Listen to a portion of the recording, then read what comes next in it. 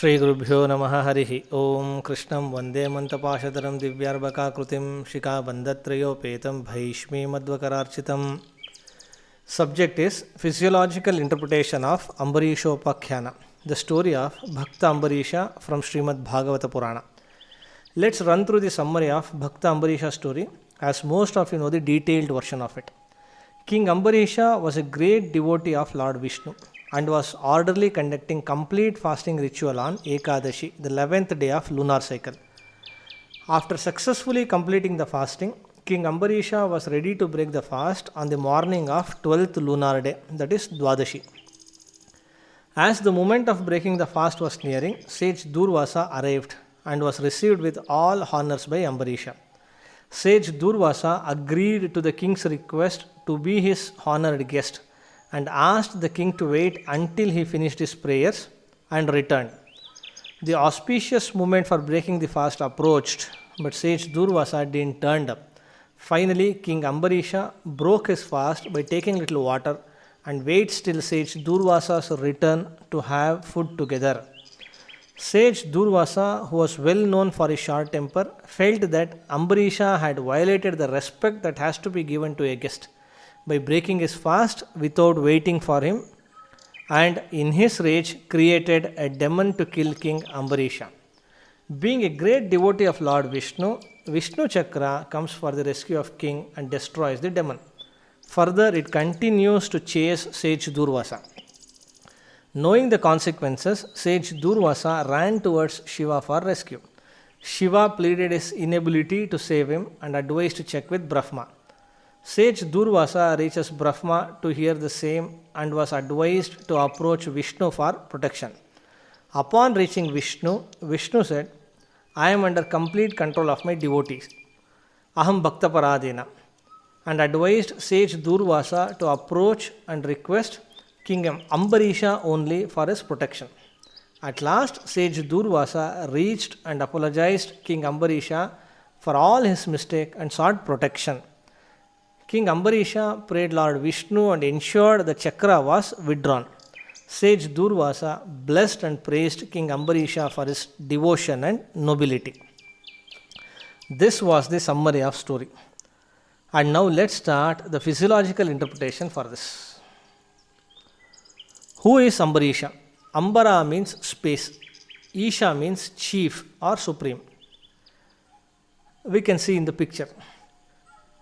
When we look at our body, we know that the maximum space available is in digestive system, and hence Ambara can be interpreted as digestive system.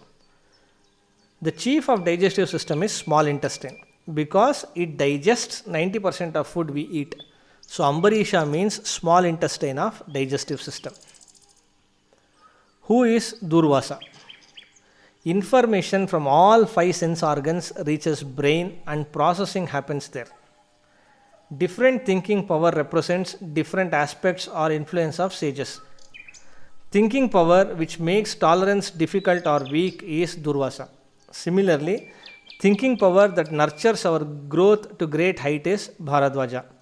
Thinking power that moves the immovable is Agastya.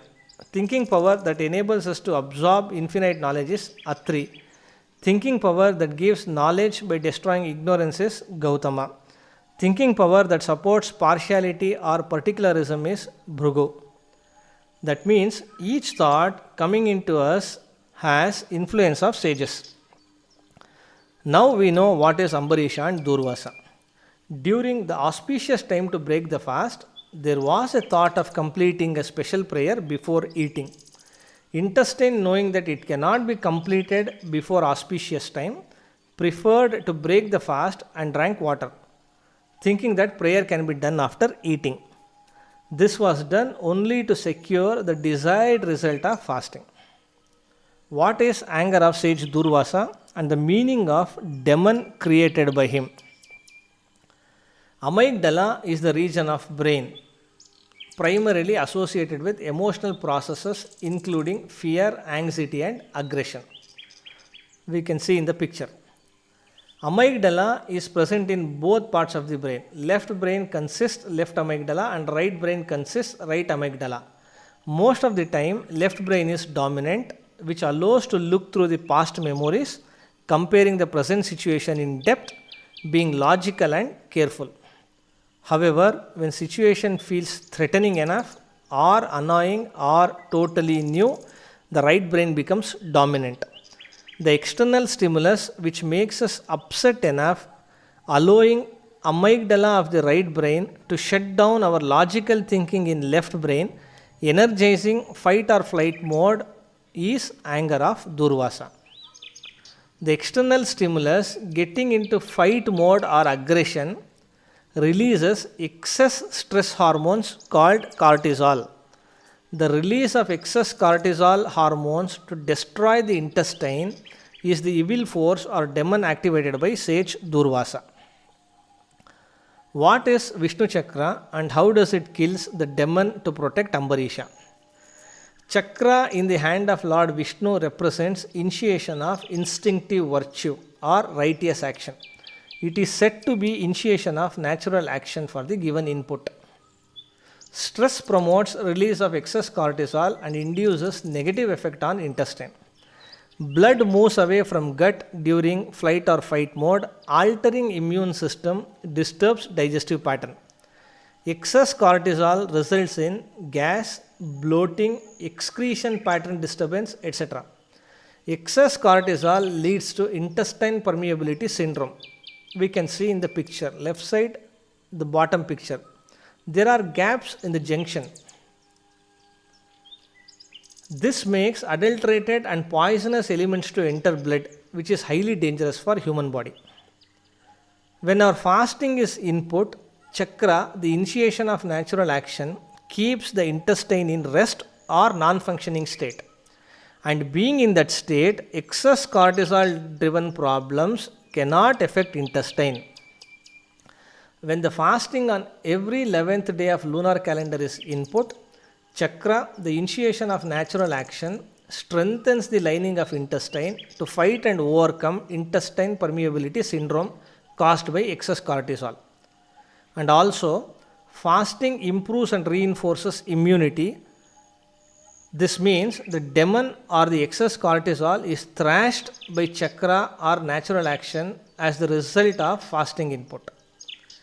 It is high time for us to understand that Vishnu Chakra works in each one of us, fetching natural results with respect to the kind of input we feed.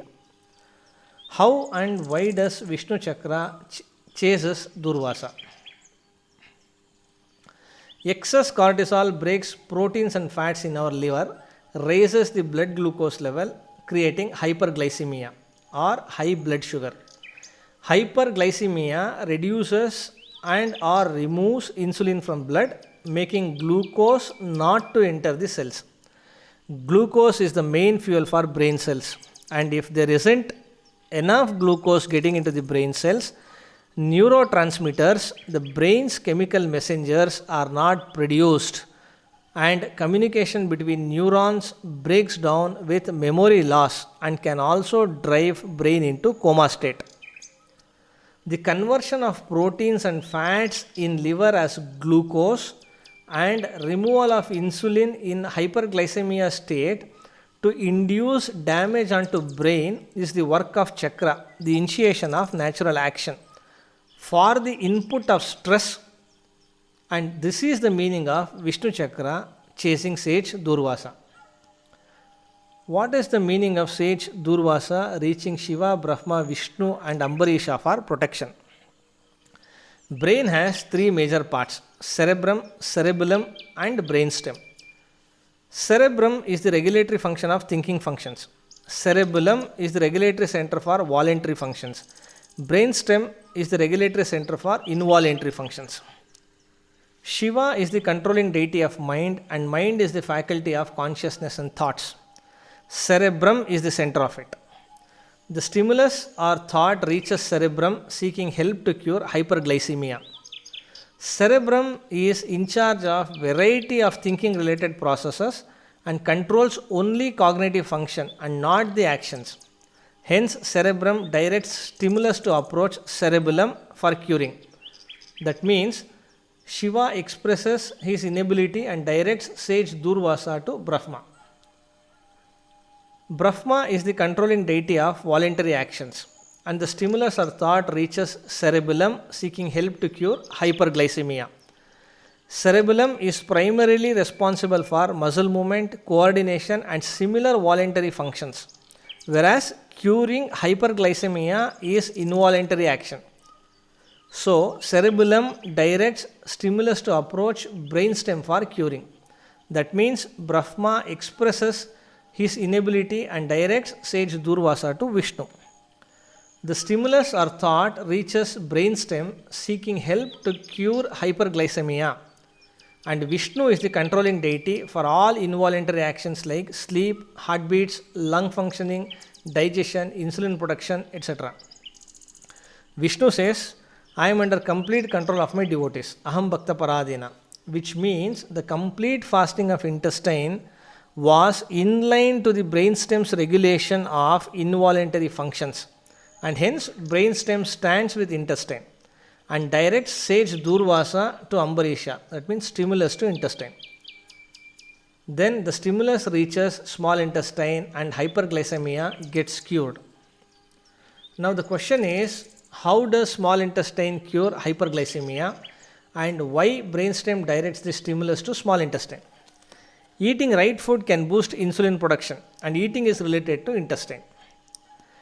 Intestinal lining consists enteroendocrine cells, we can see in the picture. These cells are less than 1% to the total cells available in intestine. With response to certain or specific stimulus, enteroendocrine cell produces different hormones that also promotes insulin production or higher output of insulin from pancreas. To cure hyperglycemia, insulin production is most important, and for that, release of hormones by enteroendocrine cells is not only the criteria to produce insulin, it also requires insulin producing cells in pancreas, which is regulated and promoted by fasting. Once the insulin is produced and pushed into blood, it allows glucose to enter brain cells. And this is how brain is saved from memory loss or delving into coma state. We can see in the picture. It is a cell picture with insulin receptors. Insulin in place at insulin receptors, allowing the glucose channels to open up, enabling the glucose to get into the cells. Once the glucose gets into the cell, neurotransmitters between neurons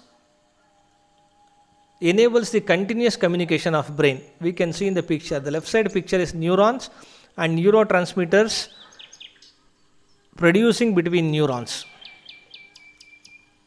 The hormone that promotes insulin production and fasting that promotes production of insulin producing cells are related to small intestine, and hence Vishnu asked sage Durvasa to approach Ambarisha only for protection. This fantastic story of Ambarisha and Durvasa not only gives us moral lesson but also reveals the profound science related to intestine, brain and fasting. Stories like this, holding so much science within them, reveals how profound our scriptures are.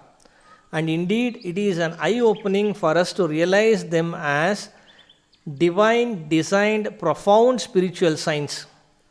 Understanding the profoundness of this spiritual science is not only the essence of philosophy, but also the gift for every individual to perceive God's finest engineering.